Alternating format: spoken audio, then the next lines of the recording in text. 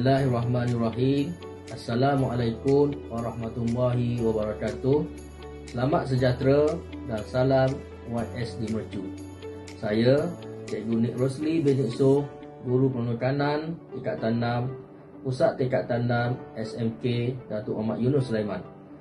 Pada ruangan bicara buku pada kali ini, saya akan membicarakan mengenai sebuah buku yang bertajuk Super Image.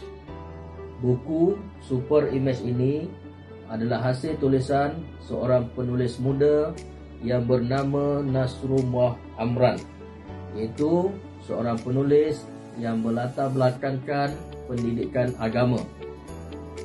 Beliau merupakan seorang graduan ijazah sarjana muda dalam jurusan Perbandingan Mazhab dan Undang-Undang di Fakulti Syariah dan Hukum Universiti Islam Negeri Sultan Syarif Kasim, Riau, Indonesia. Beliau juga merupakan seorang perundi imej yang bertauliah di bawah Akademik Perundi Imej Profesional. Penulis juga pernah menerbitkan beberapa buah buku yang berunsurkan motivasi. Kini penulis Nasrullah Amran aktif untuk menerima jemputan, menyampaikan ceramah, motivasi serta bangkit. Buku Super Image ini diterbitkan oleh Putih Press yang dicetak pada tahun 2020. Saya memilih untuk membicarakan tentang buku Super Image ini kerana kandungan buku ini sangat menarik dan sesuai untuk dibaca oleh semua golongan, sama ada di kalangan guru, pekerja, majikan, sama ada dalam sektor kerajaan maupun swasta. Buku ini setebal 153 halaman, terdiri daripada 4 bab. Penulis Nasrullah Amran memulakan penulisannya dengan menyebut bahawa imej ialah bukan sahaja tentang penampilan, tetapi adalah tentang peribadi dan bagaimana pengaruhnya dalam kehidupan. Di dalam bab 1 contohnya disebut mengenai apa itu imej. Biasa kebanyakan kita fikir imej adalah berkaitan dengan penampilan, cara berpakaian, fashion. Akan tetapi, menurut penulis, imej adalah apa yang ada pada seseorang individu. Sangat penting untuk memiliki imej yang baik, kerana imej adalah sebab bagaimana penilaian orang terhadap kita. Di dalam membicarakan soal imej, penulis telah membahagikannya kepada 3 bahagian, iaitu penampilan, kelakuan dan komunikasi. Inilah asas yang akan diperbincangkan oleh penulis di dalam bab-bab yang seterusnya di dalam bukunya ini. Di dalam bab 1 ini juga disebut bagaimana untuk kita mempraktikkan ketiga-tiga bahagian imej ini. Contohnya, penampilan yang baik dari segi cara berpakaian yang tepat dan sesuai mengikut masa dan keadaan. Begitu juga dengan kelakuan. Berlatar belakangkan pendidikan agama, penulis menyelitkan kelakuan dengan akhlak Islam. Dibincangkan juga soal akhlak dan moral yang menurut penulis sesuatu perkara yang berbeza. Bab 1 ini juga membicarakan soal komunikasi yang berkesan. Dan apa yang menarik, dalam bab 1 ini penulis menyelitkan satu set soalan yang berkaitan dengan ujian personaliti, yang mana pembaca diberi ruang dan peluang untuk menjawab satu set soalan yang berkaitan dengan personaliti, dan jawapan disediakan di bahagian belakang buku ini. Di dalam bab 2 pula, penulis membicarakan berkaitan dengan super image, iaitu imej yang hebat. Imej yang hebat menurut penulis akan membantu kita menjadi seorang yang lebih berpengaruh dan disukai.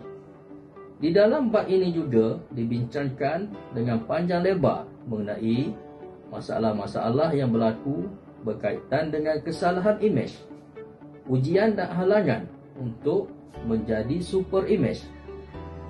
Di dalam bab yang ketiga, penulis membincangkan mengenai imej Nabi. Dalam bab ini, penulis mengajak pembaca untuk meneladani imej Nabi sebagai panduan dan ikutan. Nabi dengan super imejnya yang mencakupi dalam semua aspek kehidupan. Dan yang menarik dalam bab ini, penulis membawa pembaca kepada satu perbincangan, iaitu imej adalah sunnah.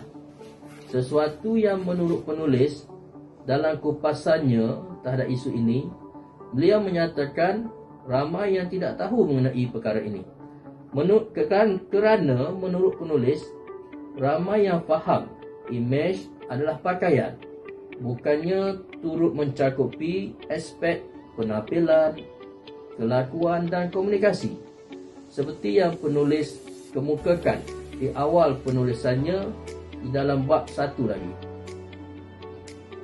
Oleh itu, menurut penulis, Nabi adalah yang terbaik dari segala aspek, iaitu penampilannya, kelakuannya dan komunikasi.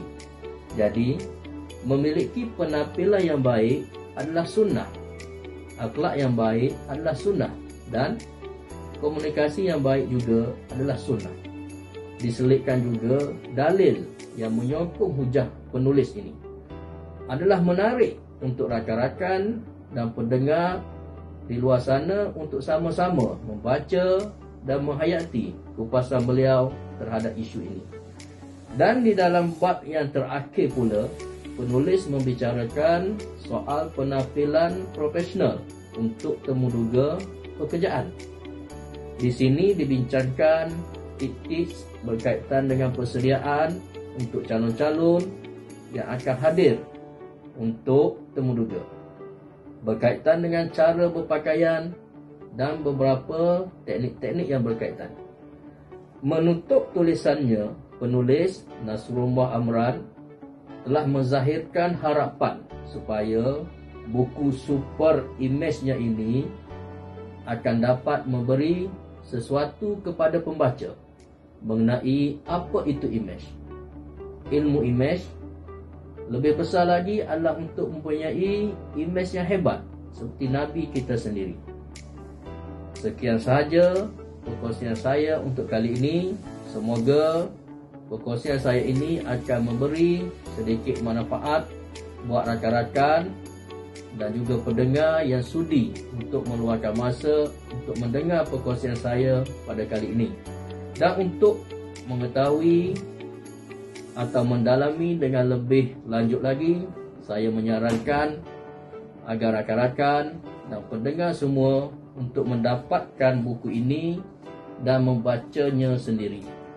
Saya pasti banyak ilmu dan maklumat yang berguna yang akan didapati melalui buku super imej ini.